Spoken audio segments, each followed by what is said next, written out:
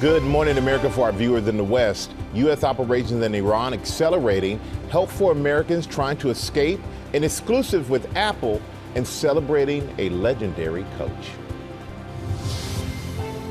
Breaking news overnight, the U.S. pounding Iran's mobile missile launchers. This as dramatic videos show a fast attack U.S. submarine firing a torpedo and sinking an enemy warship for the first time since World War II. Now, with the Pentagon saying the operation is accelerating, what we know about more American forces heading to the region, as we learn the identities of the two other U.S. service members killed. Race to escape. The first charter flight now leaving the Middle East, carrying Americans back home, as thousands rush to leave the region paralyzed by Iranian missiles and drones. Just something you never think you're going to see. Most Republicans stand behind the president on the major-scale campaign. Lawmakers vote down a move to restrict further military action. Now, what's next on the Hill? Severe weather striking. Dangerous flash flooding in Texas, Missouri, Ohio. This building collapsing under the storm. The heartland bracing for large hail and possible tornadoes. Ginger is tracking it all. Startling plane crash in the suburbs. New video showing a small aircraft slamming into homes, just missing a baby's room. How everyone survived. The search for Nancy Guthrie, now into its 5th week, as we learn about the glove found near her home and that DNA. Harry Styles speaks out about Liam Payne. It's so difficult to lose a friend who is so like you in so many ways. Plus how his One Direction bandmate made Harry look at his own life differently. Taking a bite out of Apple's price tag. Some people might be wondering why did it take this long. Our exclusive with a top executive on their new laptop. At a surprising price. Bringing good news for college students and teachers, and bringing back some 90s nostalgia. And celebrating a champion. This morning, we remember fighting Irish legend, football coach Lou Holtz. I never really felt I coached football, I felt I coached life. Live from ABC News headquarters in New York City, it's Thursday. Good morning, America. Good morning, America. Thank you for joining us on this very busy Thursday morning. Yeah, we hope you're doing well. We want to get right to the breaking news on the war with Iran. The Pentagon says that the military effort is accelerating as the U.S. and Israeli forces move to control the sea and the air. And we are learning more about the American service members who have been killed in this war. The Pentagon released pictures of the last 2 of the 6 troops killed in a drone attack in Kuwait. They are U.S. Army Reserve soldiers Major Jeffrey R. O'Brien and Chief Warrant Officer 3 Robert M. Marzin. We have team coverage this morning. Chief Foreign Correspondent Ian Pannell starts us off there in Tel Aviv. Good morning, Ian. Yeah, good morning, Robin. You know, we keep talking about this conflict escalating, but that's exactly what's happening yet again. We're having increasing strikes against Hezbollah, the Iranian proxy group in Lebanon, with the militants firing back here in Israel. You now have European militaries sailing towards Cyprus, the Mediterranean island, attacked by Iran, and now a strike in Azerbaijan too, with the US warning that more and larger strikes are coming. This morning, the US ramping up the war effort in Iran, vowing to strike deeper into the country, releasing this video of a new long-range so-called precision strike missile being used in combat for the first time. An extraordinary video capturing the moment US forces destroyed what the Pentagon described as an advanced Iranian warship. That ship, one of at least 20 Iranian Navy vessels, the US now says it's destroyed. America is winning. Decisively, devastatingly, and without mercy. The ship, with 180 people on board, sinking to the bottom of the Indian Ocean. Authorities saying only 32 sailors were rescued. At a Pentagon briefing Wednesday, Defense Secretary Pete Hegseth saying that with even more forces heading to the region, U.S. efforts are, quote, just getting started. We are accelerating, not decelerating. Iran's capabilities are evaporating by the hour, while American strength grows fiercer, smarter, and utterly dominant. Multiple videos circulating online showing towering plumes of dark smoke from a series of strikes in Iran. And an up-close look at the armed forces facility building reduced to rubble. New satellite images showing the destructive impact of strikes to naval and air force bases and weapons facilities as the Trump administration says US and Israeli forces control the sea and the skies over Iran. The US also confirming the Iranian Revolutionary Guard commander, identified as the mastermind behind the 2024 plot to assassinate President Trump, has also been killed. Iran tried to kill President Trump, and President Trump got the last laugh. The death toll in Iran soaring to more than 1,000 people, according to the Red Crescent Society, amid growing scenes of destruction. A high-rise apartment building in Tehran struck. This high school severely damaged. And this morning, the war widening even further. Dramatic video capturing the Israeli Air Force in a dogfight with an Iranian jet. The first time that's happened for decades. And a series of missile launchers being taken out. Overnight, the airport in Azerbaijan struck, and this church in Erbil, Iraq, taking a direct hit. NATO saying it intercepted an Iranian ballistic missile over Syria that was heading for Turkey. Iran denying they fired it.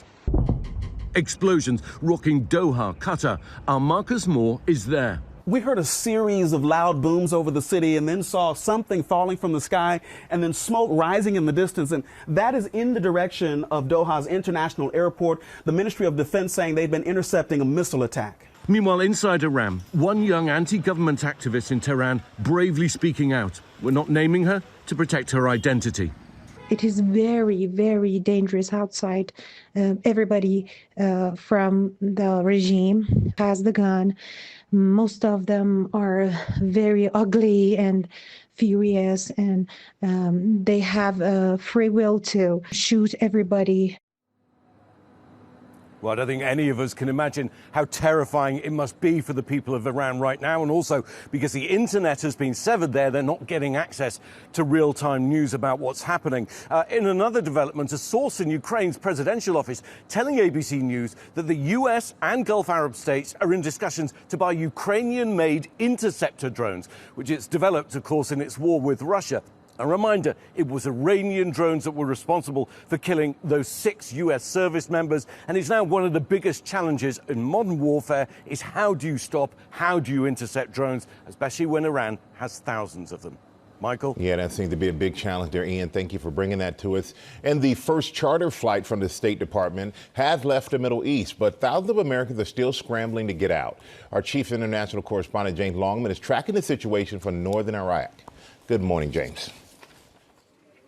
Yeah, good morning, Michael. I'm up on the Iraqi-Iranian border up in the mountains. I mean, take a look. It is beautiful up here, but it's a very, very tense situation because we've been talking to people who've been going back and forth, and they tell us that just last night, Tehran sent military reinforcements to the border region. They are concerned there could be a border incursion into their country, and they're taking it seriously. This is as Iran continues to fire drones and missiles into the Gulf, where thousands of Americans remain stranded. Overnight, the first charter flight leaving the Middle East, carrying Americans back home to safety.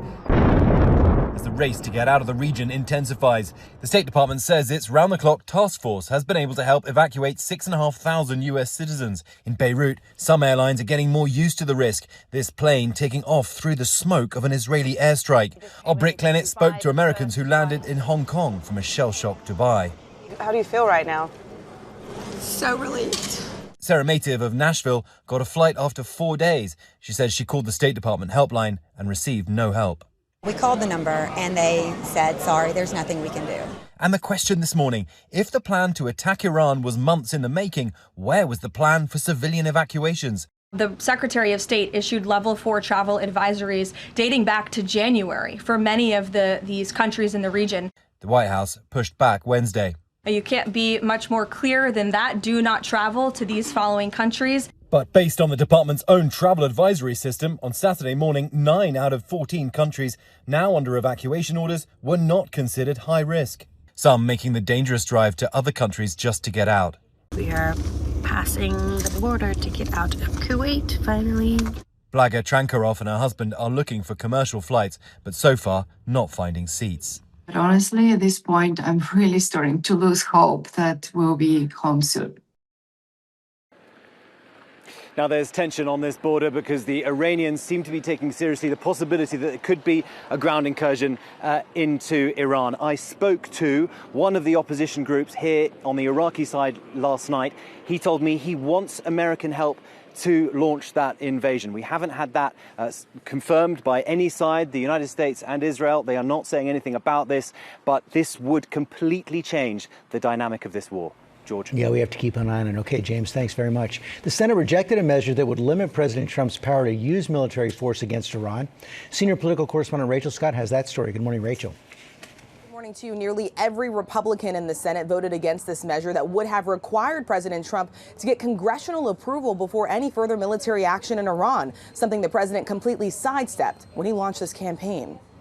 The motion to discharge is not approved. Overnight, Senate Republicans rejecting a bill to block further military action in Iran unless the president gets congressional approval first. The Constitution grants Congress the sole power to declare war. The power to declare war is ours. If we give it up, then we are turning our back on the Constitution and our responsibility to the American people. Only one Republican, Senator Rand Paul, joining the majority of Democrats to back the resolution. Most Republicans on Capitol Hill standing behind President Trump. Speaker of the House Mike Johnson saying the U.S. is not at war at all. We're not at war right now. We're 4 days in to a very specific, clear mission, an operation. But that's not what the president said just hours later when Johnson went to the White House. I have to go back and look at the war. You know, we have a lot of things happening. The president expressing confidence. And we're doing very well on the war front, to put it mildly, I would say. Somebody said, on a scale of 10, where would you rate it? I said about a 15.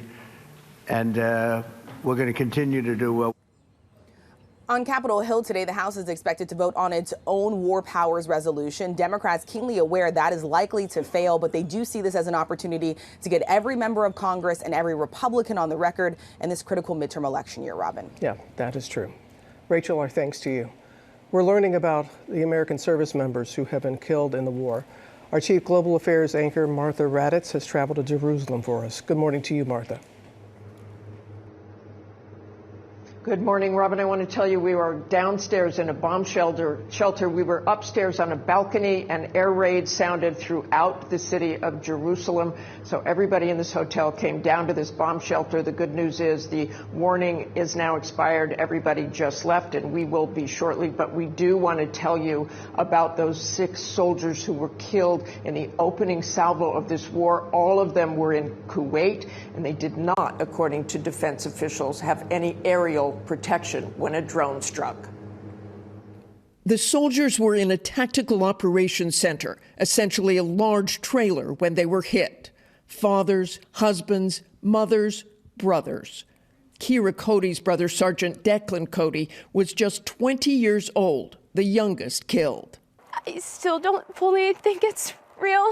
I didn't think it was real when they told us. 39-year-old Sergeant First Class Nicola Moore leaves 2 children behind back in Minnesota, where she was just days away from returning. Husband Joey in shock, telling the AP, "You don't go to Kuwait thinking something's going to happen." Captain Cody Cork's family says the 35-year-old lived with purpose, loved deeply, and served honorably. Childhood friend Chase Smith. He's just all-around good dude. You know, nobody would have thought in a million years it'd be him. 42-year-old Sergeant First Class Noah Teachins, a father to a teenage son, had just 3 months left in his tour. Also killed 45-year-old Major Jeffrey O'Brien of Iowa and 54-year-old Chief Warrant Officer 3 Robert Marzan. All 6 were in the Army Reserve, charged with keeping troops fed and supplied with equipment. Now, President Trump will be at Dover Air Force Base to meet the dignified transfer and the remains of all those soldiers. But President Trump has warned this may not be the last of the casualties. Michael? Yeah, our heart goes out to those families, Martha. Thank you so much for that. And Americans here at home are seeing the impact of the war at the gas pump. Elizabeth Schulze is here with the latest on that. Good morning, Elizabeth. Hey, good morning, Michael. So oil prices have stabilized over the past 24 hours, but they are up 15% since the start of the war. And that means gas prices are are still rising too. So Gas Buddy says national average for a gallon of gas now $3.24. That is up another 6 cents just in the past day. At this time last week, prices were almost 30 cents lower, below $3 a gallon. And in 7 states now, you can see them there on your screen, prices have spiked more than 30 cents in 1 week. Gas Buddy says in some cities, we are seeing prices up 70 cents. That is a notable increase for families as we head into the busier spring and summer driving seasons. President Trump's calling this a, quote, little interlude of higher prices. But analysts say that for prices to come back down, we need to see oil decline, and that is unlikely to happen until oil starts flowing again through the Strait of Hormuz. Many of those ships right now think it is just too dangerous. We are just now getting word of a strike on a tanker that was hit off the coast of Kuwait. So the bottom line, that those tankers aren't moving, the longer it goes, the bigger the impact on overall inflation too, guys. Okay, thank you, Elizabeth. We're going to move now to new video showing the moment 3 people were injured as a small plane crashed into the Phoenix area. Sam, you had that story. George, there's been a lot of these, right? All right, let's get to it. Officials say the plane took off from a nearby airport and experienced a mechanical issue. The pilot tried an attempt to return back to the airport but didn't make it, so crashed next to 2 homes. Dramatic video capturing this moment that this small plane did a nosedive over a Phoenix neighborhood and into a backyard just feet away from a house. Residents rushing to the scene. Now the plane crashing feet from the nursery of this home. 3 people were taken to the hospital, a pilot, a student pilot, a passenger, that's a student pilot passenger, and 1 man who was in the house. Now, they are said to be in stable condition. The FAA is investigating the cause of the crash, of course, but look how close that came to being. Wow. That is happening more and more. A lot more. We're doing it. Okay. Thank you, Sam. Coming up, the latest on the search for Nancy Guthrie. The FBI has briefed her family. We're going to tell you what we're now learning about the glove found near her home. And Will Reeve have the growing Trader Joe's recall, Will. Yeah, Michael, good morning. The popular grocery chain is expanding a recall for products that might contain glass. I'll tell you which items you don't want to eat. And the other headlines, new at 7:30. We'll look forward to that. Will, thank you. And we're going to talk exclusively with the top Apple executive about its most affordable laptop ever. And we get a first-hand look at it. Coming up, Rhiannon Alley's in Kansas for 50 states in 50 weeks. Good morning, Rhiannon. Oh, hey. Oh, looking good. Good morning, Michael. I'm behind the wheel, and we're racing into Thursday from the Sunflower State. We'll be right back.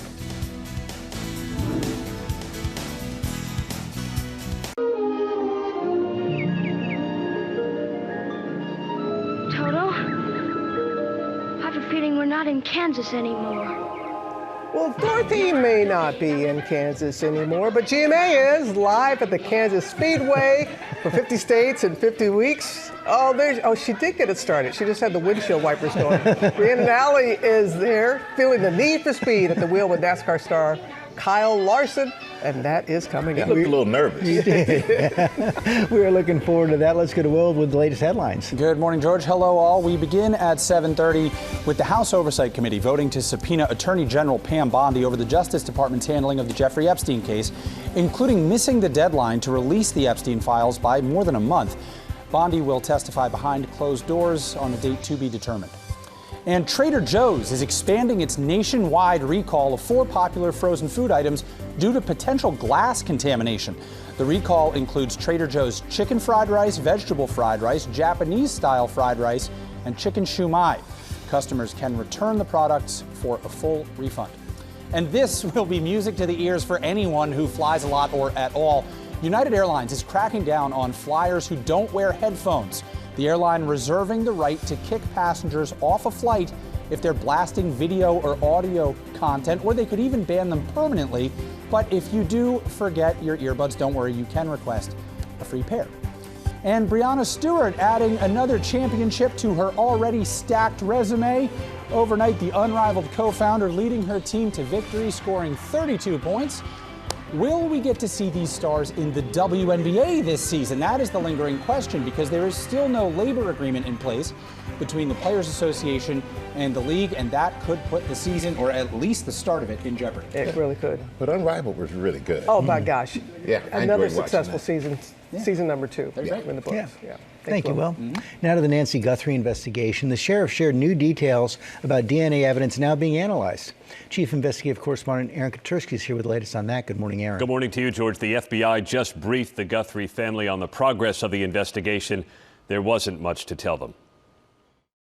This morning, the investigation into the abduction of Nancy Guthrie is well into its 5th week. Sources tell ABC News the FBI briefed Savannah Guthrie and her siblings about the status of the case, but as one of the sources put it, the investigators have nothing to tell them. The 84-year-old grandmother vanished February 1st when she was reported missing after failing to show up at a friend's house that Sunday morning to watch a church service. Sheriff's Department, can you please hold? Is this in regards to the Nancy Guthrie case? A surge of tips followed her family's offer of $1 million for information leading to their mother's recovery. We need her to come home. For that reason, we are offering a family reward of up to $1 million. The number of tips has since subsided, though investigators stress they are still following potentially promising leads. One lead that did not pan out, DNA on a glove found discarded on the side of the road about 2 miles from Nancy Guthrie's home. The Pima County Sheriff's Department said that DNA came back to a person who works at a restaurant in the area, and the sheriff said that person is not considered part of this investigation. Other DNA found inside the house is still being analyzed, and the sheriff has said he's hopeful it could lead to a suspect. There is some unknown DNA in the house. The unknown question is, how good is it? And is it mixed with other people's DNA? Because they're going to have to figure out a way to separate it to get to the unknown person's DNA to make it usable. The armed man in a mask seen on Nancy Guthrie's doorstep has not been identified. Authorities have said they're painstakingly watching thousands of hours of video and working through sales records to determine who may have purchased the backpack sold by Walmart the man is seen carrying. The Guthrie family, sustained by the prayers of their mother's community, visiting the ever-growing tribute beneath her mailbox and leaving their own note that says, "Mama, we miss you so much. Our hearts are broken. We are standing on ash, on scorched earth. But then, though we are surrounded by so much darkness and uncertainty, our love burns bright." The sheriff of Pima County is expressing confidence in the investigation and its eventual ability to find Nancy Guthrie. He says, guys, some of the techniques just take time. Yeah, it really does. I think people think they see things on TV and they see these dramas and it's solved, in 60 minutes or something like that. And that's just not the case. Gotta grind it It out. takes time. Yeah. It takes time. All right, thank you, Aaron. Yeah. And this morning, we're remembering legendary college football coach and Hall of Famer Lou Holtz, best remembered for his decade at Notre Dame. And I know, Will, you have a story on his life and his incredible legacy. I do, Michael. Hello again. Lou Holtz famously said, "Never tell people your problems. 80% don't care and 20% are happy you have them." But today, all of the college football world is united in mourning and remembering the legendary coach turned broadcaster after he died at the age of 89. College football fans are mourning the death of legendary coach Lou Holtz. In a career that spanned nearly 5 decades, Holtz built a reputation for turning struggling programs into winners, most notably at Notre Dame. Number 1 in the 1988 collegiate football season. In 1988, he guided the Fighting Irish to an undefeated season and national championship, acting not only as a coach, but as a mentor who sought to bring out the best in his players. To watch them grow and develop and teach them how to make good choices. See, I never really felt I coached football. I felt I coached life. To emphasize the importance of working as a team, Holtz had the last names taken off players' jerseys and introduced the now iconic "Play Like a Champion Today" sign that hangs outside the locker room. He's also remembered for his fiery yet inspirational speeches and sayings. If you want to do something bad enough, you'll find a way. If you don't want to do it bad enough, you'll find an excuse. Holtz left Notre Dame in 1996 and retired from coaching in 2004, writing books and working as an analyst for ESPN. And particularly to Mr. May, who takes particular delight in burying Notre Dame. He was inducted into the College Football Hall of Fame in 2008. The same year, Notre Dame unveiled this statue of him. Tributes pouring in. Current Fighting Irish coach Marcus Freeman saying he admired the values Holtz used to build the foundation of his coaching career: love, trust, and commitment. Holtz's son writing, "He was successful, but more important, he was significant." God didn't put us on this earth to be average. He put us on this earth to be the best we can. Lou Holtz was 89. Well said there by Coach. And Holtz is survived by his 4 children. His funeral will be held at Notre Dame. What a respected man, respected coach. And like you said, he wasn't coaching football, he was coaching about life, and he did a great job. Sure did. Well said. Thank you both. Now, with Apple announcing its most affordable laptop ever, and we got to talk exclusively with the top company executive about it and the future of the company. Elizabeth is back with that story for us. Hey, Robin. So, Apple products have never exactly had a reputation for being affordable, but there is a much less new option that is less expensive if you want to buy a Mac. And we spoke exclusively with the top Apple executive who launched it.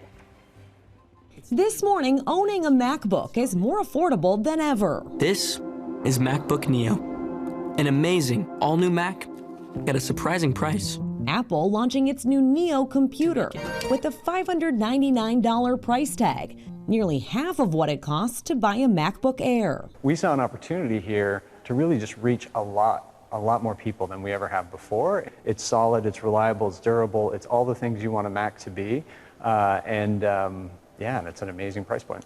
Apple's Senior Vice President of Hardware Engineering, John Turnus, talking to us exclusively after the big reveal. Some people might be wondering, why did it take this long? I've wanted a less expensive Apple product for a long time. And I think that's why the bar is high. We didn't want to do it until we could do it really, really well and build a Mac that we were proud of.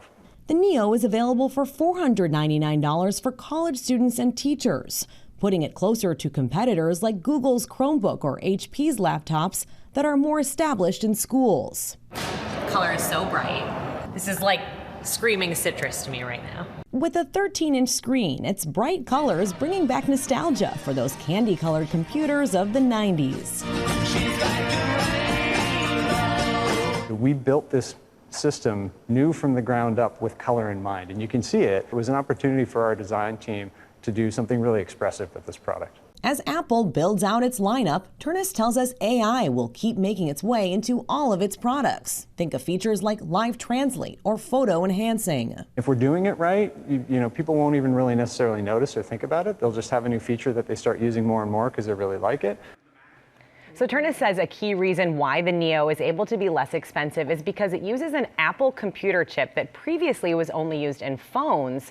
Up until now, Apple really had not been competing with other tech companies in the market for these budget-friendly laptops. Right, it gives you the 90s feel when you see how it looks. It does, like and that was sort of the nostalgia play that they're talking about there. All right.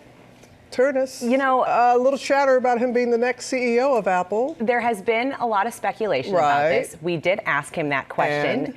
He told us that he loves his job at Apple, and on days when they launch new products like that, he says it is the best place to be. We're going to have more about that answer. GMA 3? We're making you wait. The price for an hour? We got to wait that for an hour now. But you know what? Tim Cook has done a remarkable job. That was not easy to step in for Steve Jobs as Tim did. Yeah. So we'll see. And Tim's shoes won't be easy to fill either. No, they will not. All right, Elizabeth, thank you so much. Here's the story. Oh, yeah. It's time for our play of the day. Sam, you got it for us. What is it? Well, Michael, here is the story of a lovely lady who is bringing up three very lovely girls. And I have a hunch this story about this bunch is going to be a hit. An iconic show thanks to a wonderful TV family. Mike, Greg, Peter, Bobby, Carol, Marsha, Jan, Cindy, and don't forget Alice. But this morning we're focusing on their iconic home. Now the Brady Bunch house in Studio City has been designated by the LA City Council as an historic cultural monument, protecting the beloved landmark from ever being, or demolition at all, like never being torn down. Now, those of us who lived in suburbia in the 70s grew up in houses very much just like this one. Split level was the rule, and boy, is that house famous, right? Yeah, wow. Split level like that. Well, I wonder if somebody, when you buy, do you live in it, or do you just keep it as an artifact? Oh, I think you live in it. I would love that 70s look. Oh, the shag carpet. Yeah, the shag carpet. But remember, the backyard was, key too, the garage where everybody used to hang out. Oh, the dog. Remember the dog? Right. Marsha's modeling career was ended by Michael. The football. Yeah. To the face. Yeah. We kept doing it over and over. Okay, we know way too much about the Brady Bunch. Coming up, Rhiannon Alley is in Kansas. Hey there, Rhiannon. How's it going? Hey, good morning, Robin. We are here at the Kansas Speedway, and I took a turn around this track with NASCAR star Kyle Larson. He is here this morning. We'll have that and this great crowd coming up on GMA.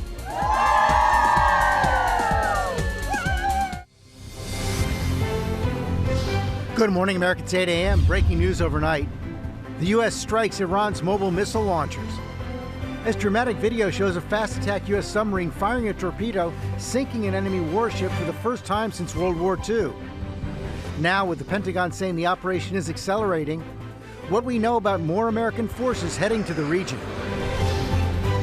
Harry Styles speaking for the first time on camera about Liam Payne. It's so difficult to lose a friend who is so like you in so many ways. How his One Direction bandmate made Harry look at his own life differently. The countdown is on. Relax, everyone.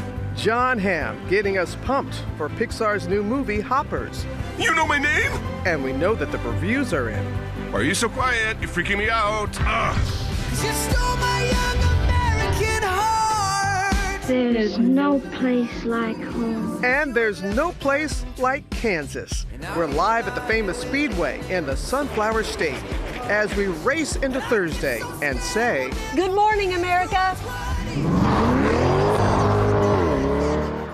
Live from ABC News headquarters in New York City, it's Thursday. Good morning, America. Good morning, America. And there's Rhiannon and Allie, with a big crowd at Kansas Speedway. Rhiannon's going to show us the best the Sunflower State has to offer, and that is all coming up. Good crowd out there with her. And also had new research on what may happen when you stop taking popular weight loss medications. Dr. Tara Narula is here to break it down for us. First, look at the top stories breaking at 8. We start with the war with Iran. Pentagon says the military effort is accelerating as the U.S. and Israeli forces move to control the sea and the air.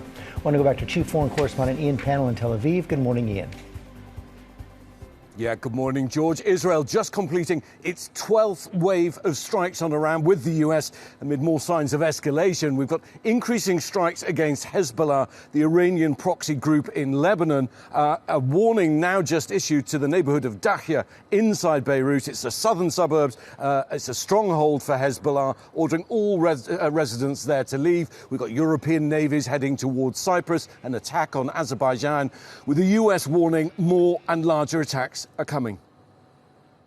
This morning, the US ramping up the war effort in Iran, vowing to strike deeper into the country. Releasing this video of a new long-range so-called precision strike missile being used in combat for the first time. An extraordinary video capturing the moment US forces destroyed what the Pentagon described as an advanced Iranian warship. That ship, one of at least 20 Iranian Navy vessels, the US now says it's destroyed. America is winning, decisively, devastatingly, and without mercy. The ship, with 180 people on board, sinking to the bottom of the Indian Ocean. Authorities saying only 32 sailors were rescued. At a Pentagon briefing Wednesday, Defense Secretary Pete Hegseth saying that with even more forces heading to the region, U.S. efforts are, quote, just getting started. We are accelerating, not decelerating. Iran's capabilities are evaporating by the hour, while American strength grows fiercer, smarter, and utterly dominant. Multiple videos circulating online showing towering plumes of dark smoke from a series of strikes in Iran. And an up-close look at the armed forces facility building reduced to rubble. The death toll in Iran soaring to more than 1,000 people, according to the Red Crescent Society, amid growing scenes of destruction. And this morning, the war widening even further. Dramatic video capturing the Israeli Air Force in a dogfight with an Iranian jet, the first time that's happened for decades, and a series of missile launchers being taken out. Overnight, the airport in Azerbaijan struck, and this church in Erbil, Iraq, taking a direct hit. NATO saying it intercepted an Iranian ballistic missile over Syria that was heading for Turkey, Iran denying they fired it.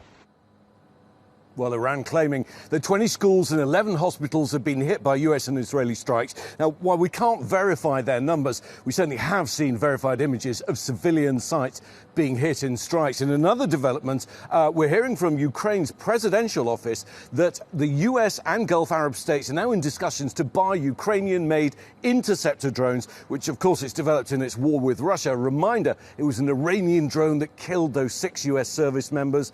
And it's one of the biggest challenges of modern warfare is to detect and intercept those drones. Robin? Oh, that is something.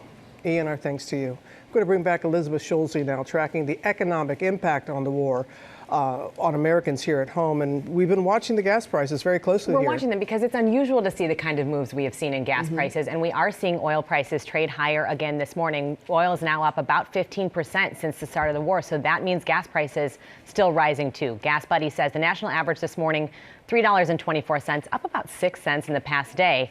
This time last week, we were about 30 cents lower below that $3 a gallon mark. And you can see on this map, 7 states, prices up even more than 30 cents. In some cities, we are looking at prices closer to 60 cents or higher. So this is a big increase for families as we go into a season that is typically busier for driving in the spring and summer. Analysts are saying it's unlikely we see prices come back down until oil does start flowing again through that crucial Strait of Hormuz. We've been talking about that. Right now, tankers there are anchored. They do not think it's safe to cross. And just this morning, we did learn about a strike on a tanker off the coast of Kuwait. So the bottom line, as those tankers don't keep moving, we will continue to see impacts on gas, also on overall inflation too. All right, Elizabeth, thank you. Appreciate you. And we're going to turn now to a GMA health alert on the popular GLP-1 weight loss medications. New research is out this morning that, for the first time, takes a look at what may happen when you stop taking them for longer than a year. Our chief medical correspondent, Dr. Tara Narula, is here to break it all down for us. And Doctor, tell us about this research. Yeah, well, GLPs, Michael, as you know, have really revolutionized how we've been able to care for patients who are overweight or have obesity. And a lot of patients ask, I hear this a lot in my office, what happens if I stop my GLP, either due to cost or insurance issues, because I have side effects, or because I just don't want to stay on it forever? Am I going to regain the weight? And to date, there have really been few studies to answer this question. This was a very comprehensive review of 48 other studies. And they basically found that if you stopped your GLP and then they looked out 1 year later, there was a regain of weight. About 60% of the weight lost was regained at 1 year. Wow. They then used computer statistical modeling to estimate what happens after a year. Again, there was regain of weight. About 75% of the weight lost was regained. They also looked at things like blood pressure and blood sugar, and not surprisingly, when you were off your GLP for about a year or more, those numbers worsened. I think two important things to remember with this. Number one, we have new GLPs that are going to be coming out onto the market where we may not see as much weight regain. And number two, this study was really a grouping of a lot of different groups. So, for example, patients who had diabetes, overweight, obese, kidney disease, they used all kinds of GLPs, not just Wegovy and Zepbound. They used them for anywhere from 10 to 100 weeks, and some of them got lifestyle counseling or other medications. So it was really a mishmash of a lot of things. Yeah. So I think it's a little hard to draw complete conclusions from this study. So it seems like if you're taking these medications, you may have to take them long term to maintain the benefits. But what about those who are already taking it? What should they know? I think the bottom line is we need a tailored, individualized approach. And this is what I tell my patients when they ask me. You know, there are some people who can come off of them and maintain the weight loss. There are others who will need to be on some sort of dose taper, or some who need to stay on the same dose forever. I think the other important factor is that some of the weight was not regained. And when you look at the loss from baseline weight, it's about 4 to 5% of the baseline weight that was lost and maintained. And that's not clinically insignificant. When you figure out or look at what might be driving the prevention of weight regain, we think that some of these people may be changing behavior, nutrition, lifestyle. Also, it may be changing the hormones in their body by being on GLPs, changing how their brain sort of operates or functions permanently. There's some data to suggest that a dose tapering strategy, so where you sort of minimize or lower the doses over time, might prevent weight regain. Also, if you've been on GLPs for a longer time, that may prevent weight regain when you come off. But really interesting information. I think we need a little more information as well on what happens to lean body mass. A lot of patients are worried about that. What happens when you come off? Can you recover that? Well, still a lot of questions. A lot of questions still to be answered. Thank you, Dr. Arula. Coming up on our GMA Morning Menu, Harry Styles speaking for the first time on camera about the loss of his One Direction bandmate, Liam Payne, sharing his grief and how he honors his friend. Also had the reviews are in for Pixar's newest animated movie, Hoppers. We're going to tell you what the critics are saying this morning. That's in Pop News. Plus, Terry Johnson is here with more deals and steals from women-run businesses, from makeup to flowers, and of course, a lot more. And that's at least 50% off. And Sam's with a special guest. Sam, who you got? Michael, we're choosing a spot to sign with Edie Falco on the wall here. Edie, as you choose your spot, I'm just going to talk about you a little bit, because you're the quintessential mob wife, but not. You took that role and made her like a dominant force. And then in Nurse Jackie, this kind of like really kind of not cool person, you turned into a very caring person. I thought she was cool. All right, we'll discuss your characters when we come back on GMA. Thank you.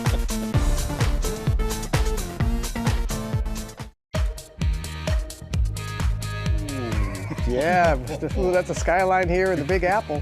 Back now with our GMA cover story, Grammy winner Harry Styles opening up about the loss of his former One Direction bandmate, Liam Payne. Sam. Yeah, and Robin, guys, Liam's death just about a year and a half ago is something that Harry hasn't really talked about. And he says he still struggles to talk about it, opening up in a candid interview where he also revealed the special ways he honors his friend. Does it ever drive you crazy? Just how fast the night changes. This morning, Harry Styles speaking out about the death of his friend and former bandmate Liam Payne for the very first time on camera. It's so difficult to lose a friend who is like so like you in so many ways. The 32-year-old singer who's out promoting his fourth solo studio album, Kiss All the Time, Disco Occasionally, admitting in the sweeping interview that he had a difficult time sharing his grief following Payne's very public death in October 2024 at the age of 31.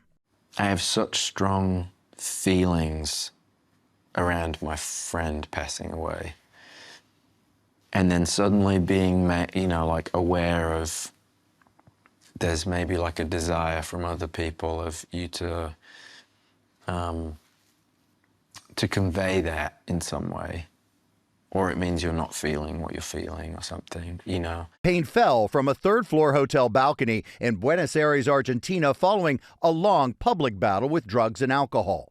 Styles and Payne met in 2010 while competing as solo contestants on the X Factor UK. I like you, Harry. I'm going to say yes. You've definitely got it, whatever it is that you've got it. Thank you, Chef. Eventually, they were paired with Niall Horan, Louis Tomlinson, and Zayn Malik to form the group One Direction. Nobody can drag me down. The group would go on to sell over 50 million records and fill up stadiums around the world. But the band broke up in 2015, and while they all went on solo careers, there hasn't been an official band reunion. The remaining four members coming together publicly for the first time for Payne's memorial. Styles confessing that Payne's death made him look at his own life differently. It was a really important moment for me in terms of taking a look at my life and being able to say to myself, how do I want to live my life? And I think the greatest way you can honor your friends who pass away is by living your life to the fullest. Powerful words, and you're reminded of just how tragic that loss was at the time. Harry's full interview with Zane Lowe is available now on Apple Music. Wow, we could really learn a lot from what he just shared. Thank you, Sam. What's in pop today, Sam? All right, how about a Dr. Seuss reference from nowhere, all right? Let's hop on pop. That was it. Because there's a lot to get to in pop news today. That was it. The countdown is on for Pixar's newest movie, Hoppers. So we're just one day away from its debut, but the reviews are already rolling in, and Hoppers is officially certified fresh. With 97% rating on Rotten Tomatoes, The Hollywood Reporter calls it clever, funny, visually appealing. Variety calls it a delightful, out-of-the-box critter comedy. And while a critic at IndieWire says it's Pixar's freshest and funniest movie in years. And now we may know why it's so funny, thanks to the comedy of John Hamm, who was here in the studio just the other day. He voices Mayor Jerry, and this morning we're getting a look at his creative process in the voiceover booth. Take a look. There he is. What are you doing? Drive now, Jerry. You know my name? Oh, oofa! What? Ah! Relax, everyone. I'll take care of this. Today is my day. Today is my day. It is not your day. Today is my day. Today is my day. It is not your day. My day. It's my day. It's not your day. My mother lives here. Are you so quiet? You're freaking me out. What? No. Game over, man. Okay. Couple of these. He is so good, right? That look like fun. Right? And he's in a booth by himself, right? All right, Hoppers hits theaters everywhere tomorrow. Also this morning, class is back in session at Abbott Elementary and will be for another season, so I'll meet you in the Teacher's Lounge. Cheryl Lee Ralph, who plays Barbara Howard, making the announcement in character. Take a listen. Hello, You've reached the voicemail box of Mrs. Barbara Howard. I am too busy celebrating the good news to come to the phone right now. In case you haven't heard, Abbott Elementary will be back again for season 6 on ABC. Oh, I cannot wait to get back to shaping the young minds and hearts of the future. Oh my goodness. If you don't watch that show every day, you are missing it out, right? Yeah. All right, the creator and star, Quinta Brunson, is posting on social media more about Abbott Elementary coming your way. The show is currently #1 comedy on TV and airs Wednesday nights at 8:30 on ABC. It streams the very next day on Hulu and Hulu on Disney+. And finally, in pop news, who doesn't love a good punch? You know what we're talking about. I'm talking about Punch the monkey. And he's known around the world as his adorable stuffed orangutan toy that has become famous as well. Lara and I got in on the fun last week in a very chilly Miami in the morning. Well, now the Phoenix Zoo is embracing the popular phenomenon. A staff member giving a similar toy to a 4-year-old She-Among named Bodhi. At the first, this little skeptical creature right there. It's like, I'm not sure. Then Bodhi starts tossing the toy around like a playmate, even giving it a big hug. Turns out, the adorable plushies aren't for every primate, though. Check out one that didn't go well. Juba, the western lowland gorilla at San Antonio Zoo, reacts like this when a stuffed Curious George toy is tossed into his Congo Falls enclosure. The zoo posting, "We heard primate plushies were the hottest new enrichment trend. Safe to say it didn't go well for the Congo Falls crew." Any thoughts? I mean, like, look, it's like, nope, not interested. The latest on the OG Punch is bonding very well with his mother now at the Ichikawa City Zoo outside of Tokyo, giving and accepting hugs, feeling part of the troop. And that's what the story was all about. Very sweet. Punch. Yeah. Oh my gosh. All right. That's pop news. Thank you, Sam. You know, it's now time for Deals and Steals. Back. I got to walk. Tori Johnson's here. And Tori, what a wonderful week it's been with all these women-owned businesses and the products that they bring to us.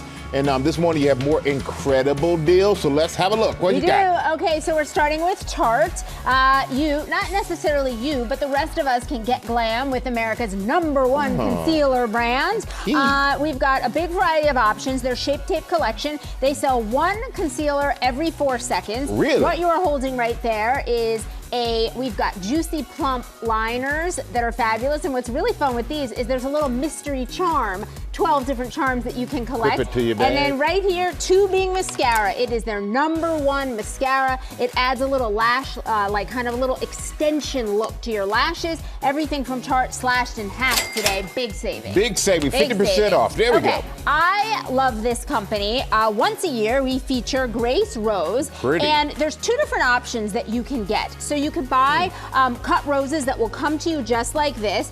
It's an O'Hara bloom, and it's kind of like evokes like a little timeless elegance. Or you can get these bare roots, and this was our big seller at this time last year. It's fully grown root, fully intact like this. You'll plant it when you get it home, and in about 6 to 8 weeks from the time of planting, which is also going to depend on the zone that you live in, and there's a lot of details online about delivery times based on where you live and the climate of where you live, you will have really beautiful rose bushes. Really? Yes, and season after season with proper care, these blooms will come back. Yeah, see, Robin and Sam are over there going, Yes, Sam is a gardener. He really knows about awesome. roses. 50 to 60% off from Grace Rose. And that's really great. beautiful. Plant those with your kids and watch them grow. There you go. You watch them both grow. I like that. I like that. Okay, Wildwood Landing.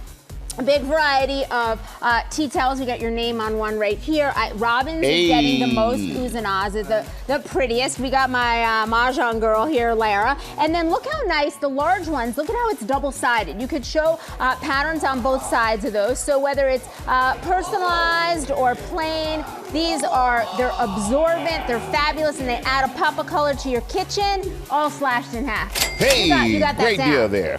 Okay, buttery. How about the easiest way to store butter? So if you flip this lid right here. That way. Yes. Oh. It's an attached lid that prevents you from, oftentimes we scrape the lid across the butter, then it gets on the counter, and it's just a big mess. Not with that lid. You cannot scrape and mess up the butter. It will hold, you can put 2 sticks in there. So if you want soft, spreadable butter, this is for you. We've got sets in 15 colors, and they're $15. Oh, that's buttery. Yeah, wow. it's nice. Okay, Minky Couture. Feel how soft. Ooh. Created by a mom who wanted something really special for her sick daughter. Something that was as soft as a baby blanket, but as stylish that you could have as decor. It's just a stretchy, plush, fabulous fabric.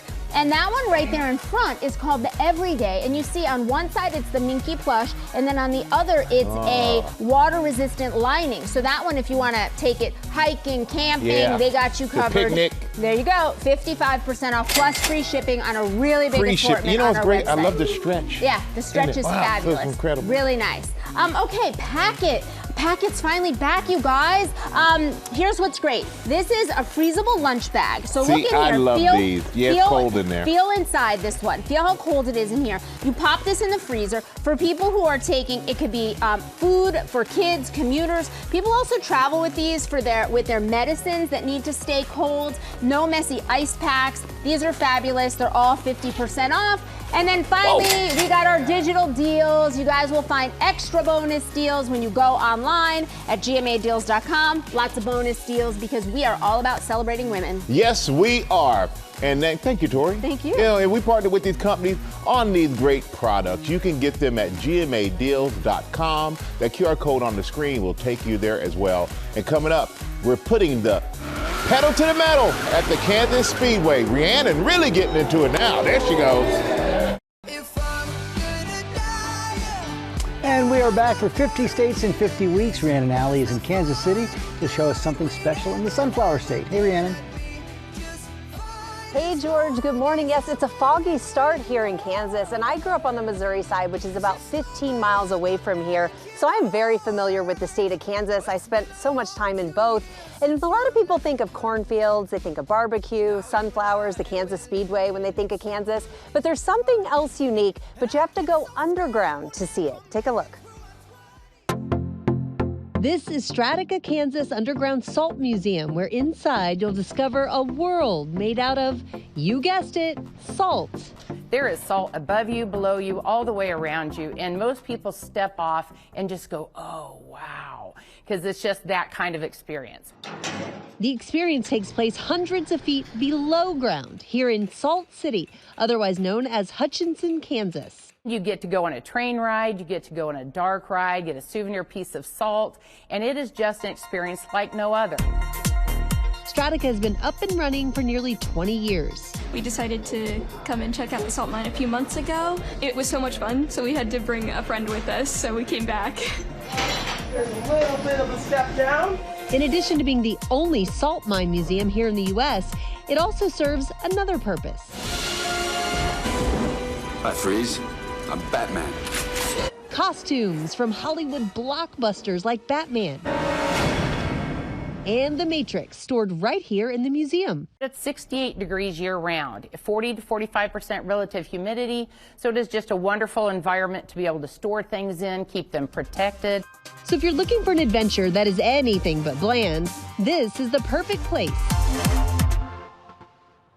We're all about adventure this morning. And by the way, next to that museum is a working salt mine, and that is where most of the country gets its rock salt from. So we can all thank the state of Kansas for keeping us safe out on the roadways during this snow-heavy winter we've been having. But speaking of driving and two guys who know a lot about that, I am joined now by two very special guests. We have NASCAR Cup Series champion Kyle Larson, and also we have the president of the Kansas Speedway, Pat Warren. Thank you both for being here. I'm so excited to talk to you. So I'm going to start with Kyle here. Kyle, I got to ride with you yesterday here at the Kansas Speedway. We went 140, which to me felt incredibly fast, but you were so calm and collected.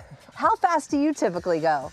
Well, on the road, yeah. Not that fast, but no, in racing, like here at Kansas, we'll probably get up to 190, 195, but I actually did the Indy 500 last year. We went like 244, I think, so that was definitely the fastest I've ever gone, which was crazy. How was I as a passenger? You were great, you know. I did my best to scare you. I think I did an okay job of that, but no, I hope you had fun. I had fun. I always enjoy doing that stuff and trying to scare people. You did scare me. We got so close to the wall. I was very scared. Pat, I want to talk to you because this is the 25th anniversary of the Kansas Speedway. I remember when it was being built. I was in college.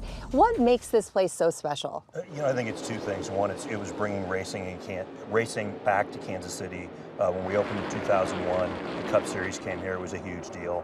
And what we've done for the community, we've created thousands of jobs, billions of dollars in economic development, and we've really transformed Kansas City, Kansas. You really have transformed this area. There was not much out here before. We were talking about that. Hey, Kyle, another thing about this track, it's famous for the closest race in NASCAR history, which you won. But you won it by, I have to get this right, 0.001 second. Yeah. So this was a true photo finish. Yes. You didn't even know initially that you had won. What was that moment like for you? Yeah, so it actually did have to come down to the photo because on timing and scoring it read 0.000, I think, initially. So we didn't know who won. And yeah, they went to the photo and it showed that I won by like an inch maybe. So that was pretty crazy. It was just, I didn't know, you know, like at the line, I was just kind of happy to have a shot. And so yeah, it was crazy. The crowd was pumped. I remember that, you know, I was super excited and it was incredible. So this track produces really, really entertaining racing, especially the last 4 or 5 years. It's probably been our best track. You said it's one of your favorite places to race, and I got to drive Kyle around as well. I went a respectable 75 on the track, guys. I thought I was doing great. I felt like a race car driver, and then everyone started making fun of me, saying the speed limit out here in Kansas is 70. So I guess I'm not much of a race car driver. Guys. Well, we're glad you stayed safe. Yeah, Thank you. 10 and 2. She's got a 10 and 2. 10 and 2. You're very good. Very good. We're going to go back to Rhiannon in just a little bit. I don't know if you realize this, but March is Endometriosis Awareness Month. That is something that is very difficult to diagnose. And Dr. Narula is back with a story of one woman who her journey to a diagnosis took years. I know. Can you believe that? Well, you're about to hear. So Melissa Diamond knew something was wrong from the time she was 12 years old, but it took 2 decades and countless doctors before she got a diagnosis. Take a look. It took Melissa Diamond 20 years to get a diagnosis of a disease that affects millions of women, endometriosis. I always knew that something was wrong. The intense pain came early with her first period at age 12. It was the most excruciating pain that I've had in my entire life. I knew that periods can be bad, but I was missing school every single time I got my period. Endometriosis results when the type of tissue that forms the lining of the uterus grows in places it doesn't belong, commonly causing pelvic pain, heavy periods, and fertility issues. It affects 1 in 10 women, may disrupt daily life, and requires surgery to diagnose. I was on the pill for 16 years, and so that just seemed to be the norm, I guess. Birth control cut most of Melissa's pain, but she says it came roaring back when she stopped the pill. I was told I have IBS, and then I was told that I just have heavy periods. And I tried acupuncture, I tried everything. I went to doctors, I asked them what was wrong with me. And they just said, you should go back on the pill. I never had anyone try to connect the dots for me, which was the most frustrating part because they all seemed to be linked together. Last year, an emergency room doctor suggested her pain may be due to endometriosis. And after finding a specialist in the disease, a surgery confirmed the diagnosis. He found endometriosis on a ton of my organs. It was on my pelvic lining, my intestines, my bladder. They removed 23 lesions in my body. And they found lesions that were 20 years old. And so it was always there. Melissa says doctors need to be taught more about endometriosis in medical school, encouraging women in pain to speak up, even after they've been dismissed. I feel like women don't know necessarily how to advocate for themselves when the person that they're supposed to trust, like a doctor, is telling them nothing is wrong. Thank God I kept pursuing this. But it makes you feel like you don't matter. And Melissa's experience is far from rare. More than 75% of patients are misdiagnosed with other conditions, and on average, it takes 4 to 11 years just to get a diagnosis. On this couch, you've had a lot of questions during that segment right now. Why? Why does it take so long? And if you're someone at home right now and you have unexplained pain, what do you say to them?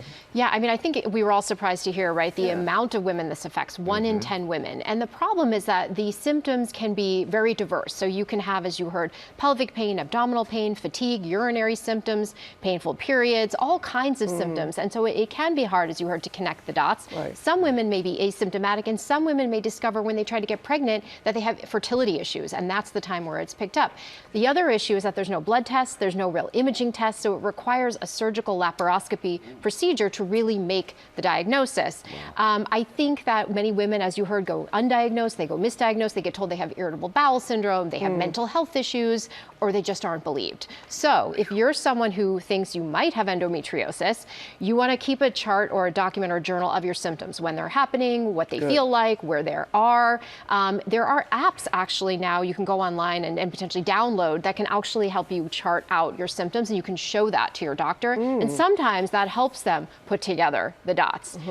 There are also organizations like EndoFound, advocacy groups that can help educate women. And we've recently seen a lot of celebrities come out to increase awareness. So Padma Lakshmi, Lena Dunham, Halsey, even our own Whoopi Goldberg. So hopefully more women don't have to suffer with this condition. Oh, I know what you mean, because it's something, you know when something's not right. You know. You just know. You have to advocate, as we've talked about so many times on this show. You have to get a second opinion. There are endometriosis specialists to seek out if you're not heard. All right, Dr. Narula, thank you very much.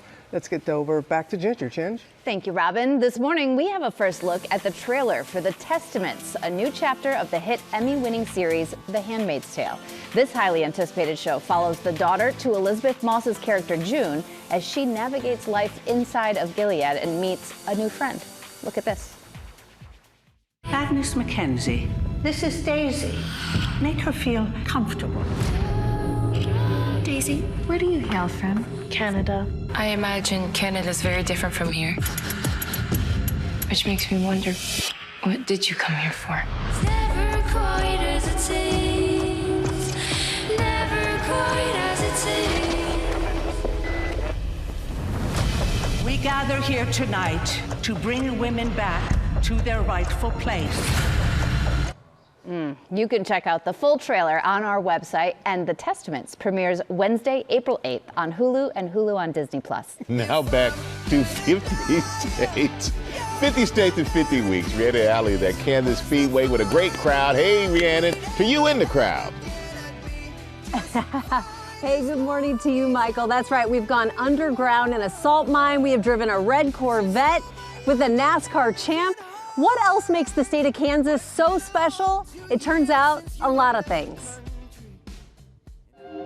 There's no place like home. There's no place like home. No place like home, and no place like Kansas, a state where you can truly take flight.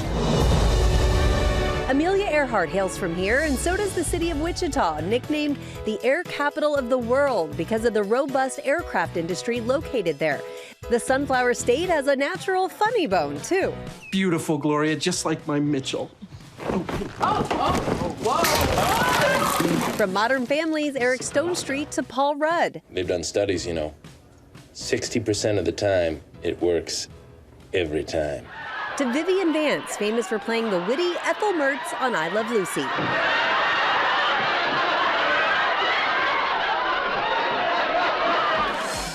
Civil rights is part of the 34th state's DNA, too. One of the first successful sit-ins at a lunch counter taking place in Wichita. And the landmark Supreme Court case, Brown v. the Board of Education, declaring the end to segregated public schools originated from a lawsuit in Topeka. You guys kept talking about White Castle last night so much, it made me start to crave it, too. And if you're craving a little White Castle, or perhaps a slice of Pizza Hut pizza.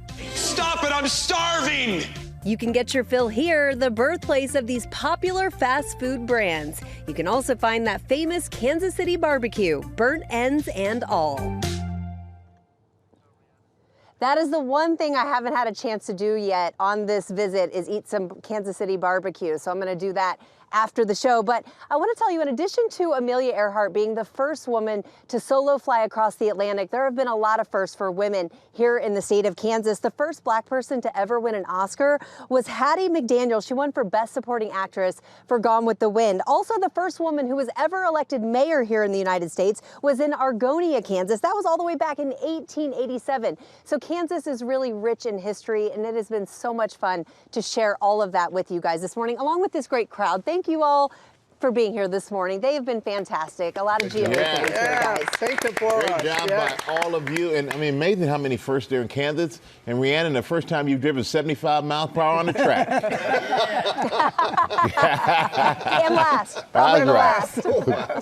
Well, thank you, Rhiannon. Thank everybody out there in Kansas for us. And coming up, from Carmela Soprano to Nurse Jackie, Edie Falco talks transforming into her most unforgettable role. There she is. We'll be right back. Emmy and Golden Globe Award winner Edie Falco is here, and wow, we love her. But her powerful performances as Carmela on The Sopranos. This segment, by the way, is sponsored by Maybelline New York, and Edie's teaming up with them as a spokesperson, as the godmother, if you will, of Glow. Welcome, welcome, welcome. Thank you. And it has been, go ahead. We've got a room full of people. It's all right. It's been 27 years since we saw you, or since you started on Sopranos. Wow. I can't. But what was your favorite part of that role? One of my favorite parts was getting her ready in the morning. The almost 2 hours in hair and makeup. She was so far away from who I was, sort of a low maintenance tomboy. And then to sit there, the makeup, the hair, the jewelry, the clothes was all so much a part of who she was. And as all that stuff was on, I was ready to face the day. Well, we loved the outcome for sure. Well, thank you. And obviously so many more bold and complex characters since and before, but Nurse Jackie, Mayor of Kingstown, Avatar. Right. The through line there, though, seems to be strong woman. Yeah. Is that something you go out looking for in roles? Not consciously, but they'll send you a script saying, is this interesting to you? And I guess the strong women are interesting to me. That must be the through line there. I think probably you make them strong, even if they're not written that way. That's what I feel anyway. But I'm sure each one of these characters had kind of a different look. We talked about putting the mob wife look on and feeling it. So how has makeup helped you transform into the characters that you've played? Well, a lot of people will say, oh, I loved you in this, I loved you in that, or whatever. And a lot of the kudos should be going to the team around. Like the people who do the hair and makeup are as much a part of the creation of these characters as I am. Look at that. There you go. Yeah, we don't wake up like this. No, exactly right. In your first ever branded campaign, you are playing the godmother of Glow. I love and that. so this is a real mob boss of makeup, you would say.